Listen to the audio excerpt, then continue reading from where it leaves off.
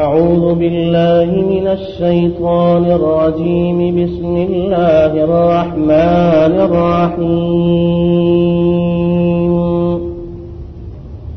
أولئك يسارعون في الخيرات وهم لها سابقون ولا نكلف نفسا إلا وسعها ولدينا كتاب ينطق بالحق وهم لا يظلمون بل قلوبهم في غمرة من هذا ولهم أعمال من دون ذلك هم لها عاملون حتى إذا أخذنا مترفيهم بالعذاب إذا هم يجأرون لا تجأروا اليوم إنكم منا لا تنصرون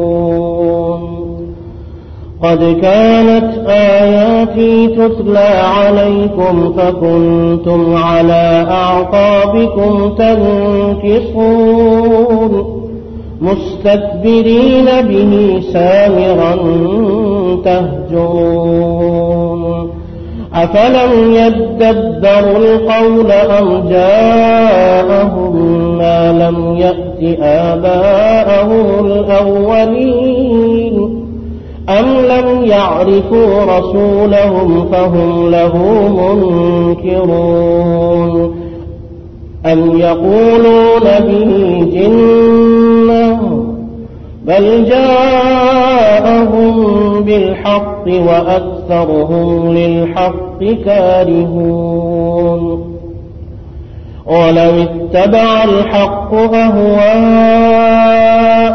لفسدت السماوات والأرض ومن فيهن بل أتيناهم بذكرهم فهم عن ذكرهم معرضون أم تسألهم خرجا فخراج ربك خير وهو خير الرازقين وإنك لتدعوهم إلى صراط مستقيم وإن الذين لا يؤمنون بالآخرة عن الصراط لناكبون ولو رحمناهم وكشفنا ما بهم من ضر للجوا في طغيانهم يعمهون ولقد أخذناهم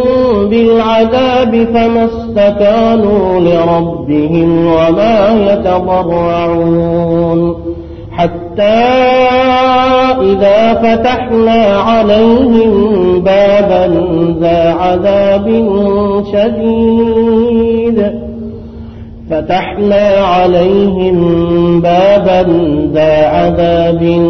شديد إذا هم فيه مبلسون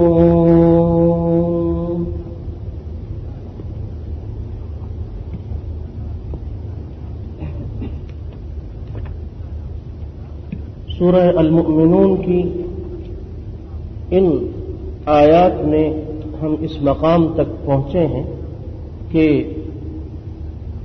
इससे कबल की जो आयात हमने पढ़ी थी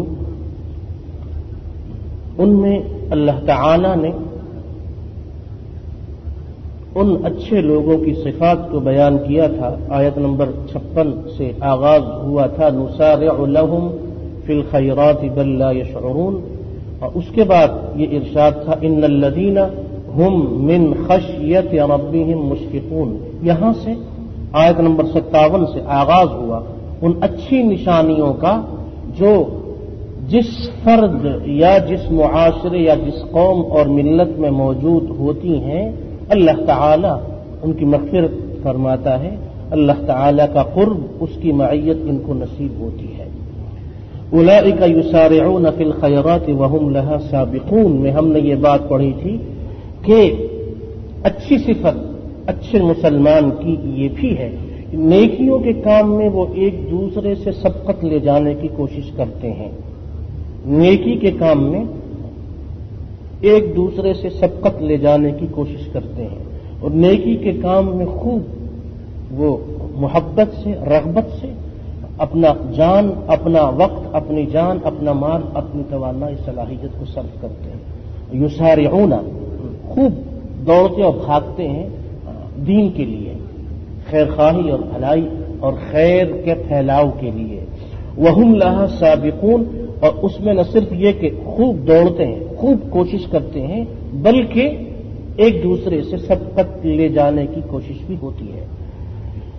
وَلَا نُكَلِّفُ نَفْسًا إِلَّا وُسْعَهَا، تو کوئی یہ نہ سمجھے اس سے کہ کسی انسان پر، مسلمان پر، یا کسی معاشرے یا قوم ملت پر ایسا کوئی کام اللہ کی طرف سے ان کے حوالے کیا گیا جو ان کی استطاعت سے، طاقت سے باہر تھا۔ اللہ یہاں یہ ارشاد فرما رہا، ہم نے کبھی ایسا نہیں کیا کہ کسی کو اس کی طاقت سے زیادہ ہم نے اس پہ بار یا بوجھ ڈالا ہو۔ وَلَا نُكَلِّفُ نَفْسًا إِلَّا وُسْعَهَا، اور ہم بوجھ نہیں ڈالتے کسی بھی نفس پر، یعنی کسی بھی انسان پر، إِلَّا وُسْعَهَا، مگر یہ کہ اس کی طاقت کے مطابق۔ وَلَدَيْنَا کتاب، فرمایا وَلَدَيْنَا کتاب، اور ہمارے پاس لکھی ہوئی تحریر موجود ہے، يَنطِقُ بِالْحَقِّ، جو سچ بولتی ہے، وَهُمْ لَا يُظْلَمُونَ، اور ان پر ظلم نہیں ہوگا۔ اللہ کے پاس جو کچھ لکھا جا رہا ہے، فرشتے جو کچھ لکھتے ہیں، یہ صحیح لکھا جاتا ہے، اور قیامت کے دن جیسا کہ ہم نے سورہ الکہف میں پڑھا، وَوُضِعَ الْكِتَابُ، وہی کتاب، وَوُضِعَ الْكِتَابُ، جب یہ کتاب رکھ دی جائے گی اور مجرم جب دیکھیں گے اس کتاب کو کھول کر، فائل اور رجسٹر کو کھول کے، تو حیران ہوں گے، کہیں گے لا یغادر صغیرۃ ولا کبیرۃ الا احصاها، کوئی چھوٹا بڑا کوئی بھی ایسا کام، بات، عمل، قول، فعل نہیں ہے جو اس میں لکھا ہوا نہ ہو۔ تو حیران ہوں گے، اور اللہ کی طرف سے کہا گیا کہ کسی کو ظلم نہیں ہوگا۔ یہ کوئی تمہاری پولیس اور یہ فورسز اور یہ دوسرے کارندے نہیں ہیں جو گناہ اس نے کیا اور پکڑ لیا دوسرے بیچارے کو۔ ان کو کیوں پکڑا؟ اس لیے کہ خیر چھوڑیے، تو اللہ کے ہاں ظلم نہیں ہوتا، کسی کے ساتھ زیادتی نہیں ہوتی۔ رائی کے برابر بھی نیکی کی ہے وہ بھی دیکھ لے، برائی کی ہے وہ بھی انسان دیکھ لے گا۔ اب وہ لوگ، گزشتہ آیات میں ان لوگوں کا ذکر تھا جو اللہ سے ڈرتے ہیں، آیات پہ ایمان لاتے ہیں اور اعمال صالحہ، ان کی صفات، اوصاف۔ اب وہ لوگ کہ جو غفلت میں ڈوبے ہوئے ہیں اور جو ہدایت سے منہ پھیرے ہوئے ہیں، ان کے بارے میں کہا جا رہا ہے بل قلوبہم فی غمرۃ من ھذا، بلکہ ان کے لوگ غفلت، بلکہ ان لوگوں کے دل اور ان کے قلوب یہ غفلت میں ہیں، من ھذا، اس سے، آخرت سے، آخرت کی فکر سے دل غافل ہے۔ وَلَهُمْ أَعْمَالٌ مِّن دُونِ ذَلِكَ، ان لوگوں کے کچھ اور کام بھی ہیں، وَهُمْ لَهَا عَامِلُونَ، جن کو یہ لوگ کرتے ہیں۔ آخرت سے غفلت یہ ایک گناہ ہے، اس کا ذکر شروع میں کر دیا کہ بل قلوبہم فی غمرۃ من ھذا۔ غمرہ وہ گہرا پانی جس میں انسان، کوئی شخص ڈوب جائے تو وہ اسے کہتے ہیں غمرہ، ماء غمرہ، یہ بہت گہرا پانی ہے۔ تو وہ دل کے جو غفلت میں بالکل ڈوب جائے، غفلت کے پردے اس پہ ایسے پڑ جائیں کہ بالکل وہ، تو اس کے لیے یہ لفظ استعمال ہوا بل قلوبہم فی غمرہ، ان کے دل اس ڈوبی ہوئی غفلت میں مبتلا ہے، ایسے کہ من ھذا، آخرت کی فکر سے غافل ہیں، اور وَلَهُمْ أَعْمَالٌ مِّن دُونِ ذَلِكَ، اور کام دھندے بھی ہیں، یعنی دنیا کے اندر جو اور کام ہے سب کے لیے ان کے پاس وقت ہے، ہر کام کے لیے ٹائم ہے، وقت ہے، لیکن اگر وقت نہیں ہے تو آخرت کی فکر کے لیے وقت نہیں ہے، وقت نہیں ہے دین کے لیے وقت نہیں ہے، وقت نہیں ہے تو آخرت کے لیے اچھے اعمال کرنے کے لیے وقت نہیں ہے۔ اب جب غفلت میں پڑے ہوئے ہیں تو حتی اذا اخذنا مترفیہم بالعذاب اذا ہم یجأرون، یہاں تک کہ اذا اخذنا، جب ہم نے پکڑ لیا مترفیہم، ان کے خوشحال اور آسودہ طبقے کو، تو یہ جو اس سے پہلے ہم نے بار بار پڑھا ملا، قوم کے بڑے سردار، یہ جو لوگ کہتے ہیں ہائی کلاس طبقہ، یہ ہوتا تھرڈ کلاس طبقہ ہے، ہائی وائی نہیں ہوتا، لیکن لوگ کہتے ہیں تو لوگوں کے کہنے کے مطابق ہم بھی کہہ لیتے ہیں کہ چلیں ہاں یہ وہ طبقہ ہے بڑوں کا طبقہ، یہ بڑے لوگ، یہ وہ ہیں جنہوں نے ہمیشہ حق اور دین کی سب سے پہلے مخالفت کی، سب سے زیادہ مخالفت کی، دین اور دینداروں کے مقابلے میں سب سے پہلے یہی لوگ آتے ہیں اور اپنے کارندوں کو آگے بھیجتے ہیں۔ مترفین اور یہ خوشحال طبقہ، مالدار طبقہ، یہ ہمیشہ دین کی مخالفت کرتا ہے، اور یہ کوئی نئی بات نہیں ہے، شروع سے یہی ہوتا چلا آیا ہے۔ تو فرمایا کہ جب اللہ کا عذاب آیا اور یہ گرفت میں آئے اللہ کے عذاب کی، اور اللہ کے عذاب کا کوڑا ان پہ برسا، تو اذا ہم یجأرون، چیخ و پکار شروع ہو گئی۔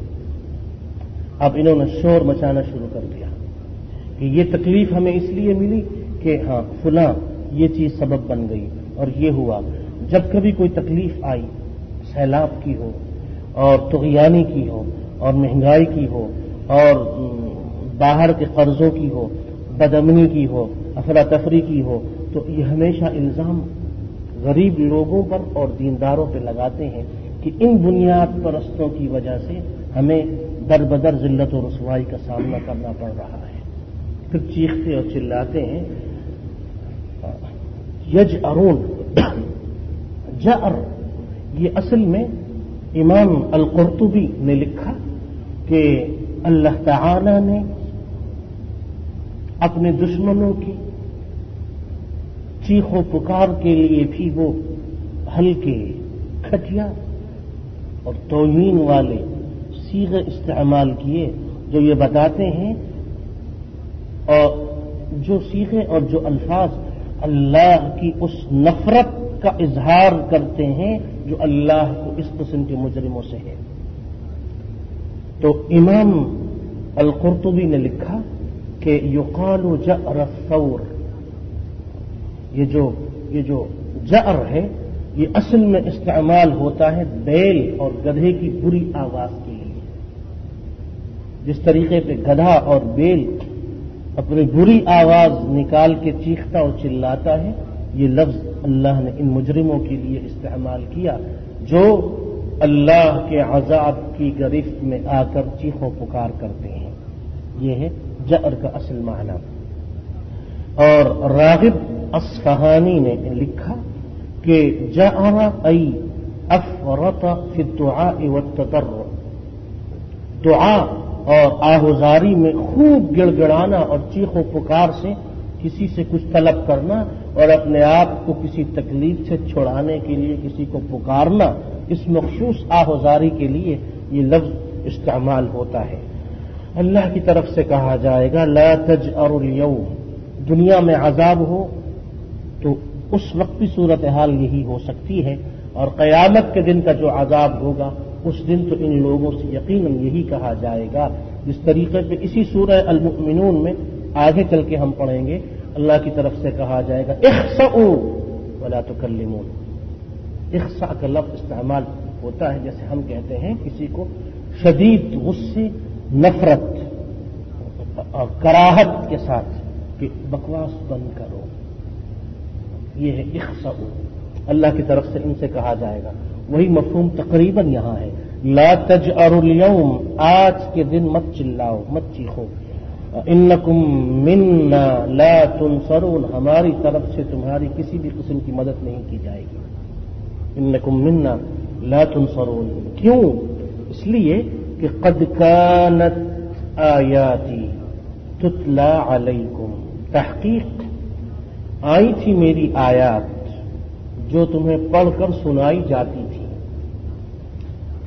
जब कुरान की आयात की तिलावत होती थी, इनका मफहूम बयान होता था, कुरान के अहकामात बयान होते थे, दीन की बात होती थी, अल्लाह की हदों की बात होती थी, रसूल अलैहिस्सलातु वस्सलाम के तरीक़ों सुन्नतों की बात होती थी, खैर और भलाई की बात, दीन की बात होती थी, आयात कुरानिया का दर्स तदरीस, तो उस वक्त तुम एड़ियों के बल उल्टे पांव वापस भाग जाया करते थे। कुंतुम अला अअक़ाबिकुम तनकिसून, अक़ाब उक़ब की जमा है, और ये अल अक़ब आयन के जबर से हर पीछे आने वाली चीज।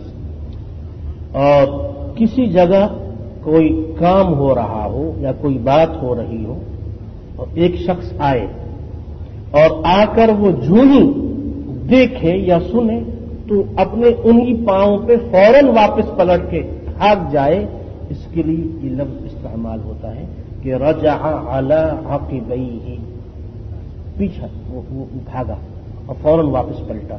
और तनकिसून भी इसी से है, एड़ियों के बल वापस पलटना, यानी नफरत का इजहार करते हुए और उस चीज, उस काम, उस बात, उस जगह को हल्का समझते हुए उसके लिए ये लफ्ज इस्तेमाल होता है।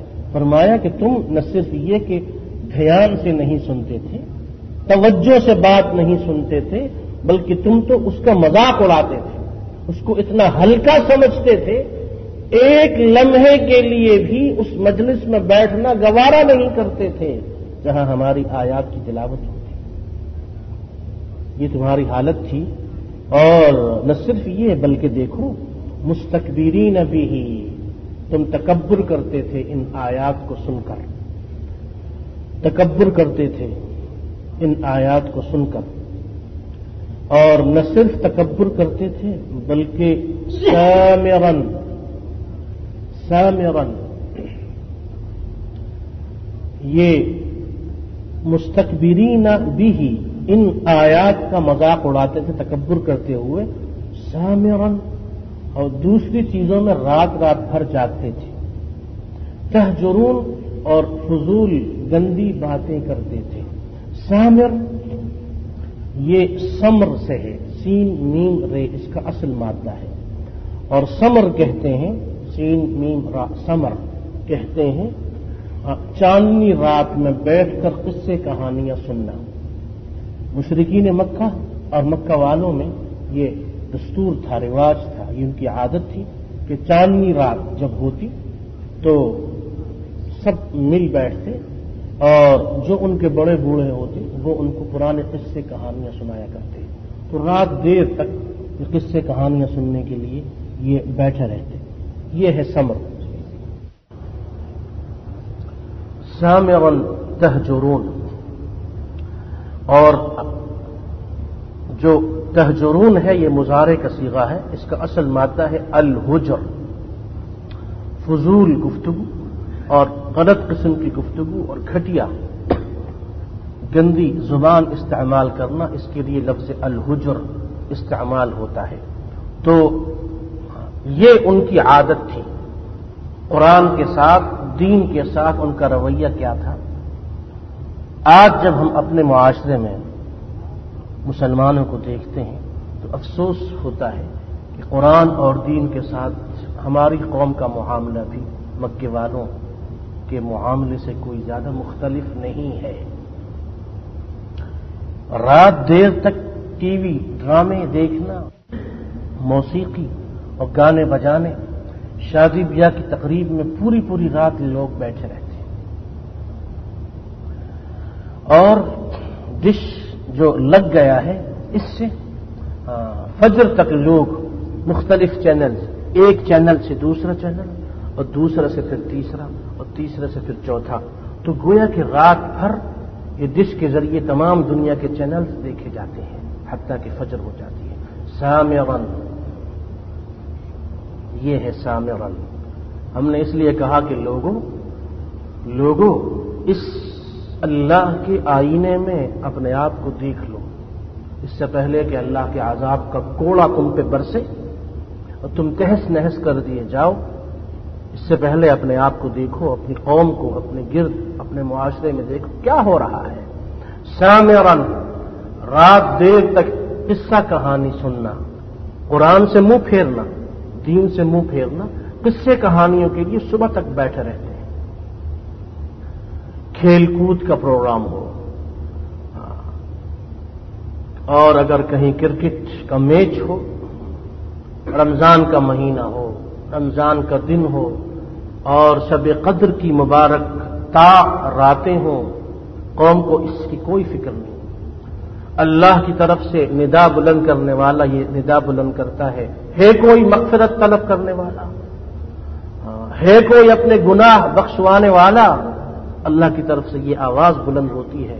قوم کی حالت یہ ہے کہ موسیقی، گانا بجانا، فلم اور اسٹیج ڈرامہ، اور پھر شام غزل، اور پھر اب کس برائی کا، کس حرام کاری کا نام لیا جائے جس کے ذریعے لوگ اپنا وقت ضائع کرتے ہیں. تو مشرکین مکہ بھی یہی کام کرتے تھے. یہ الگ بات ہے، اس دور میں چونکہ ٹی وی ڈش اور وی سی آر اور فلمیں، شام غزل اور موسیقی، گانا بجانا، کھیل کود، یہ لوازمات نہیں تھے، تو وہ صرف یہ کام کرتے تھے، قصے کہانیاں سنتے تھے. آج قوم یہ کام کرتی ہے. قصے کہانیوں میں یہ بھی شامل ہے، دین کے نام پہ بھی قصے کہانیاں لوگ بیان کرتے ہیں. جھوٹی حدیثیں، جھوٹے قصے، جھوٹے واقعات، یوسف زلیخا کا واقعہ ہو، اور پتہ نہیں بنی اسرائیل کے واقعات، اور پتہ نہیں جھوٹی کرامتیں اہل اللہ، اولیاء اللہ، صالحین کی طرف غلط منسوب کی گئیں. تو جو شخص قصے، کہانیاں اور یہ اس قسم کی چیزیں بیان کرے تو دیر تک لوگ اس کی تقریر بڑے شوق سے سنتے ہیں، اس لیے کہ وہ ہنساتا بھی ہے، لطیفے بھی سناتا ہے، شعر بھی سناتا ہے، قصے بھی سناتا ہے. کچھ نہیں سناتا تو قرآن کی آیت نہیں سناتا، اور کوئی چیز نہیں سناتا تو رسول علیہ الصلوۃ والسلام کی صحیح حدیث نہیں سناتا. تو سامرن، سمر. اب یہ جو رات کو دیر تک جاگنا ہے، یہ حقیقت میں خلاف فطرت ہے. رات کو بغیر شرعی ضرورت کے یا بغیر کسی دنیاوی جائز حلال ضروری کام کے یوں ہی گپ شپ کے لیے یا ادھر ادھر گھومنے پھرنے کے لیے دیر تک جاگنا، یہ خلاف فطرت ہے. اس لیے کہ اللہ نے رات کو بنایا آرام اور سکون کے لیے. وَجَعَلْنَا اللَّيْلَ لِبَاسًا وَجَعَلْنَا نَوْمَكُمْ سُبَاتًا. رات اور نیند یہ آرام اور سکون کے لیے اللہ نے اس کو بنایا. حرکت، چہل پہل، پیسہ کمانا، معاش کے لیے کوشش کرنا. وَجَعَلْنَا النَّهَارَ مَعَاشًا. اس کے لیے دن کو اللہ نے بنایا. تو اس لیے متفق علیہ حدیث میں یہ ابو برزہ الاسلمی رضی اللہ عنہ یہ کہتے ہیں کہ ان رسول اللہ صلی اللہ علیہ وسلم كان يكره النوم قبل العشاء والحديث بعدها. آپ علیہ الصلاۃ والسلام عشاء سے قبل سونے کو پسند نہیں کرتے تھے. اسی طرح آپ علیہ الصلاۃ والسلام اس بات کو بھی پسند نہیں کرتے تھے کہ عشاء کے بعد باتیں کی جائیں اور وقت ضائع کیا جائے، بلکہ عشاء کے فوراً بعد سونا یہ مسنون طریقہ ہے. جیسا کہ ہمارے بعض علاقوں میں جو ابھی بڑے شہر نہیں بنے، تو چھوٹے شہروں میں اور وہ کہ جو دیہات ہیں وہاں آج بھی یہی فطرت کے مطابق کام ہوتا ہے. مغرب کے بعد لوگ کھانا کھاتے ہیں، عشاء کی نماز کے بعد لوگ سو جاتے ہیں. تہجد اور فجر کے وقت آنکھ خود بخود کھل جاتی ہے، اس لیے کہ بدن کو پورا آرام مل جاتا ہے. اور جو بڑے شہر ہیں، جن میں ایک ہمارا یہ شہر بھی ہے، کہ یہاں تو مستقل عادت ہے کہ 12:01 سے پہلے آپ سو نہیں سکتے، اور آپ اس لیے بھی نہیں سو سکتے کہ آپ اگر سونا چاہتے بھی ہوں آپ کو لوگ نہیں سونے دیتے۔ ہمارا معاملہ بھی یہی ہے، ہم نے بارہا دوستوں سے درخواست کی، خیر چھوڑیے۔ تو صبر جو ہے، رات کو دیر تک جاگنا، یہ خلاف فطرت ہے۔ البتہ دینی کام کے لیے تدریس اور درس اور وعظ اور نصیحت اور مباح حلال جائز ضروری کام، اس کے لیے دیر تک جاگنا مباح ہے اور یہ جائز ہے۔ امام بخاری نے صحیح بخاری کتاب العلم میں اس عنوان پہ 2 باب باندھے ہیں۔ ایک کا عنوان ہے باب العلم والعظۃ باللیل، رات کو علم سیکھنا اور وعظ و نصیحت کرنا، اور دوسرے باب کا عنوان ہے باب الثمر فی العلم، رات کو علم کے حصول، علم کے سیکھنے اور سکھانے کے لیے رات کو دیر تک جاگنا۔ تو امام بدر الدین العینی الحنفی نے صحیح بخاری کی ان ابواب کی احادیث کی شرح میں لکھا کہ ان الثمر المنہی عنہ انما هو فيما لا يكون من الخير واما الثمر بالخير فليس بمنهي بل هو مرغوب۔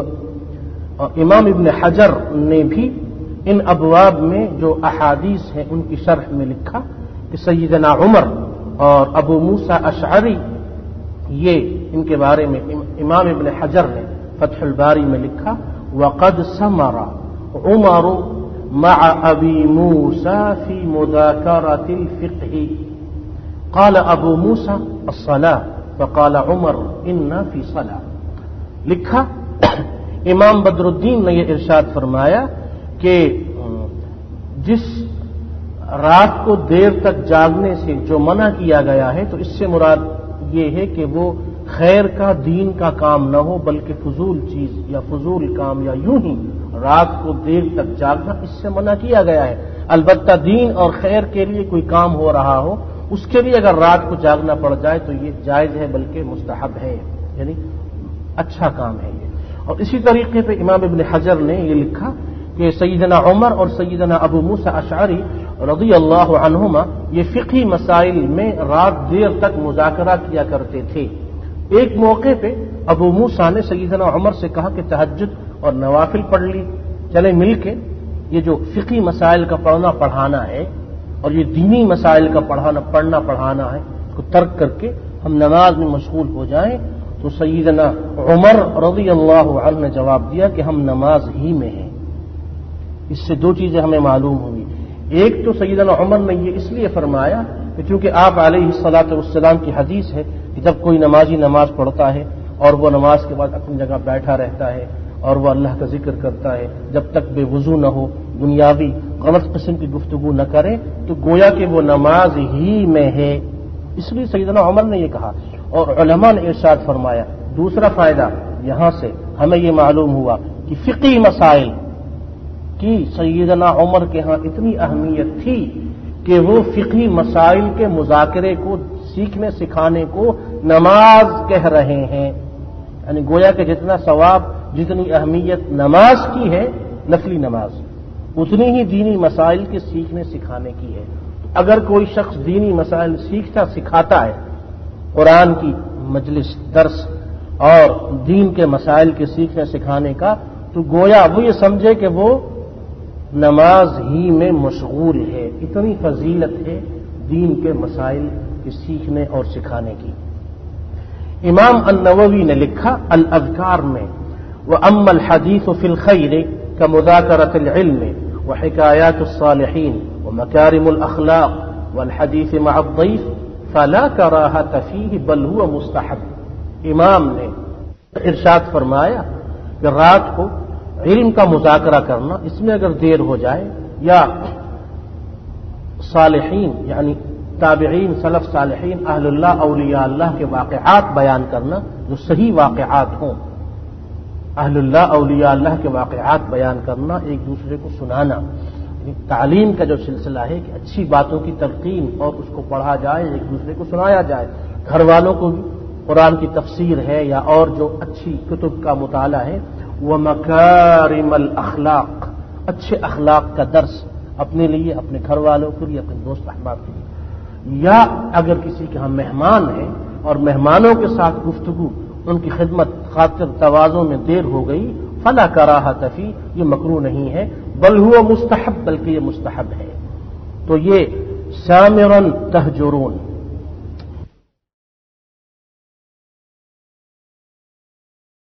کو علم کا مذاکرہ کرنا، اس میں اگر دیر ہو جائے، یا صالحین یعنی تابعین، سلف صالحین، اہل اللہ، اولیاء اللہ کے واقعات بیان کرنا جو صحیح واقعات ہوں، اہل اللہ اولیاء اللہ کے واقعات بیان کرنا، ایک دوسرے کو سنانا، تعلیم کا جو سلسلہ ہے کہ اچھی باتوں کی تلقین اور اس کو پڑھا جائے، ایک دوسرے کو سنایا جائے، گھر والوں کو بھی قرآن کی تفسیر ہے یا اور جو اچھی کتب کا مطالعہ ہے، ومکارم الاخلاق، اچھے اخلاق کا درس اپنے لیے، اپنے گھر والوں کے لیے، اپنے دوست احباب کے لیے، یا اگر کسی کے ہاں مہمان ہیں اور مہمانوں کے ساتھ گفتگو، ان کی خدمت خاطر تواضع میں دیر ہو گئی، فلا کراہۃ فی، یہ مکروہ نہیں ہے، بل ہوا مستحب، بلکہ یہ مستحب ہے۔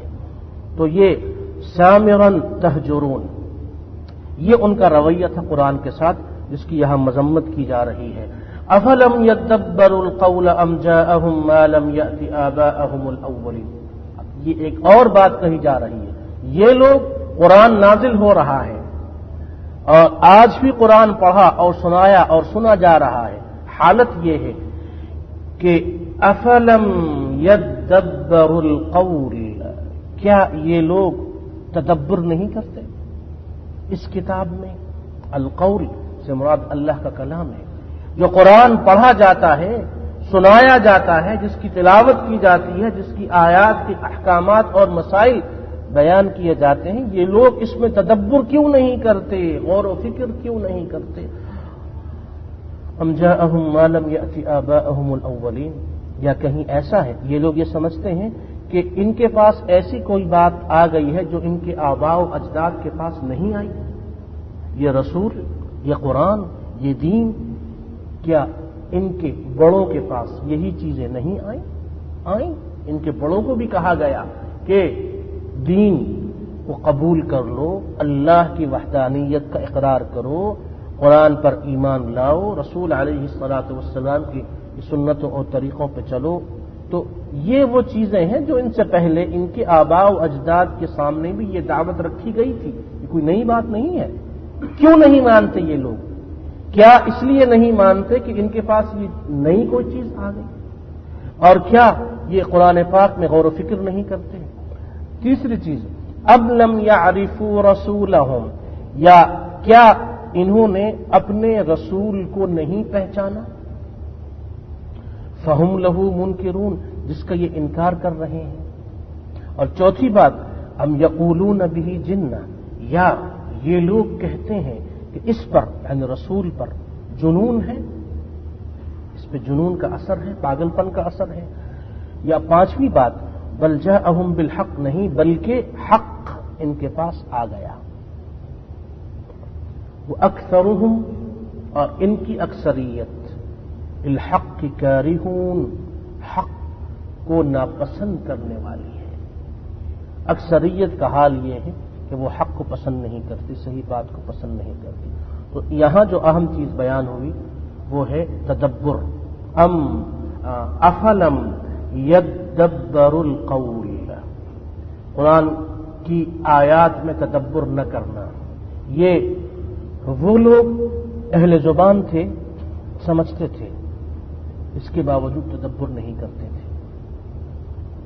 تو اللہ تعالیٰ کو یہ بات پسند نہیں آئی، کہا کہ ہم جو احکامات، آیات نازل کرتے ہیں اس لیے نازل کرتے ہیں کہ ان کو سمجھو، سمجھ کے پڑھو، سمجھ کے سنو، تدبر کرو، غور و فکر کرو، تاکہ ان پر عمل کرنے میں آسانی ہو۔ یہ قرآن کے تدبر کی طرف اشارہ ہے، جس سے اس وقت ہماری اکثریت بل قلوبہم فی غمرہ والا معاملہ ہے، غفلت میں دل ڈوبے ہوئے ہیں۔ قرآن کا معاملہ یہ ہے کہ جیسا کہ ہم نے پڑھا، رات رات بھر لوگ جاگتے ہیں دنیا کے لیے، اور اپنی من پسند چیزوں کے لیے، لیکن قرآن سمجھنے کے لیے، قرآن کا ترجمہ سیکھنے کے لیے آدھا گھنٹہ اور 1 گھنٹہ بھی ان کے پاس نہیں ہے۔ اور پھر قرآن یہ پڑھتے ہیں، سنتے ہیں، زندگی گزر گئی، عمر بیت گئی، لڑکپن، بچپن سے لڑکپن اور لڑکپن سے جوانی، جوانی سے سنجیدگی اور پھر بڑھاپا آ گیا۔ حالت یہ ہے کہ نماز کا ترجمہ نہیں آتا، سورہ فاتحہ تک کا ترجمہ نہیں آتا۔ 6600 آیات اللہ نے یوں ہی محض صرف ثواب کے لیے نازل نہیں کی۔ قرآن کے نزول کا مقصد ہی تدبر ہے۔ سورہ صاد کی آیت نمبر 29 میں کہا گیا، کتاب انزلناہ الیک مبارک لیدبروا آیاتہ۔ نزول قرآن کا مقصد تدبر ہے، اصل مقصد عمل ہے، اور عمل اس وقت ہوگا جب سمجھیں گے۔ جب بات سمجھ ہی نہیں رہے تو کس چیز پہ عمل کریں گے؟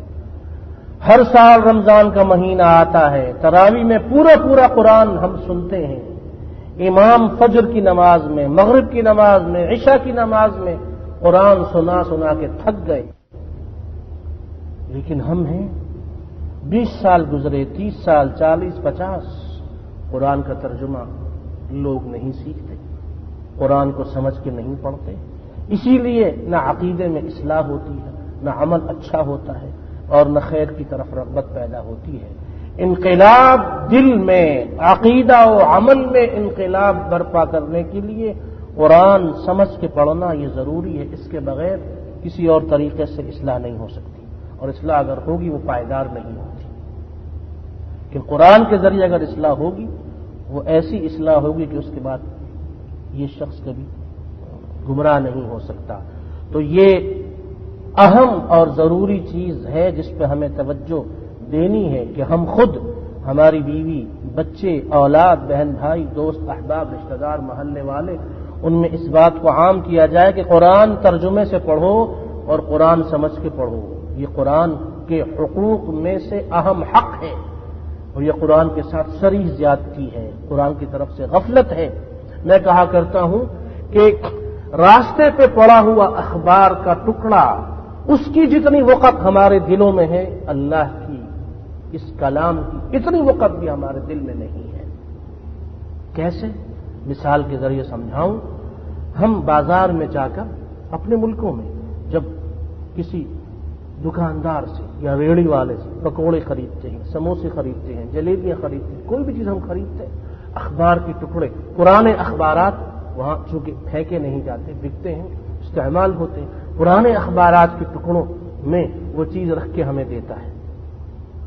اب ہم دیکھتے ہیں جب وہ چیز ہم کھا لیتے ہیں، پی لیتے ہیں، اس کو استعمال کرتے ہیں، جس ٹکڑے وہ چیز ہمیں ملی ہوتی ہے، اخبار کے اس ٹکڑے کو ہم نہیں پھینکتے جب تک دونوں طرف سے الٹ پلٹ کے دیکھ نہ لیں کہ اس میں کیا لکھا ہوا ہے۔ ہر شخص یہ کوشش کرتا ہے کیا لکھا ہے اس میں۔ اخبار کے اس ٹکڑے کو تو سمجھ کے پڑھتے ہو، لیکن یہ اللہ کی کتاب یہ یوں ہی بغیر سمجھ کے۔ تو قرآن ترجمے سے پڑھنا ہر مسلمان پہ اس کی اپنی طاقت، حیثیت، استطاعت کے مطابق فرض ہے، یہ واجب ہے، ضروری ہے، اور اس کے لیے ہمیں کوشش کرنی چاہیے۔ افلم یدبر القول، اور یہ قرآن کیوں نہیں سیکھتے ہم؟ اس لیے کہ سورہ محمد میں آیت نمبر 24 میں یہ کہہ دیا گیا، افلا یتدبرون القرآن ام علی قلوب اقفالها، دلوں پہ تالے پڑ گئے ہیں، دلوں پہ تالے لگ گئے ہیں، دنیا کی محبت نے اور کبیرہ گناہوں کی کثرت اور گناہوں پر اصرار نے اور غلط قسم کے بے دین فساق فجار لوگوں کے ساتھ تعلق، دوستی اور آنے جانے نے، اہل اللہ، اولیاء اللہ، صالحین، اچھے لوگوں کے ساتھ تعلق نہ ہونے کی وجہ سے یہ ہوا کہ دلوں پہ تالے لگ گئے۔ اب وہ تالے ایسے ہیں کہ وہ تالے کھلیں گے تو ہی دل میں خیال پیدا ہوگا نا کہ ہم قرآن کو سمجھ کے پڑھیں۔ اب دلوں پہ تالے لگ گئے، تو دلوں کے ان قفلوں کو کھولیے اور اللہ کی اس کتاب کے نور کو اپنے دلوں میں داخل کیجیے۔ تو ام جاءہم ما لم یأت آباءہم الاولین وَلَوِ اتَّبَعَ الْحَقُّ أَهْوَاءَهُمْ لَفَسَدَتِ السَّمَاوَاتُ وَالْأَرْضُ وَمَنْ فِيهِنَّ بَلْ أَتَيْنَاهُمْ بِذِكْرِهِمْ فَهُمْ عَنْ ذِكْرِهِمْ مُعْرِضُونَ. تو آیت نمبر 70 تک اس چیز کو بیان کیا گیا. اللہ صلی اللہ علیہ وسلم.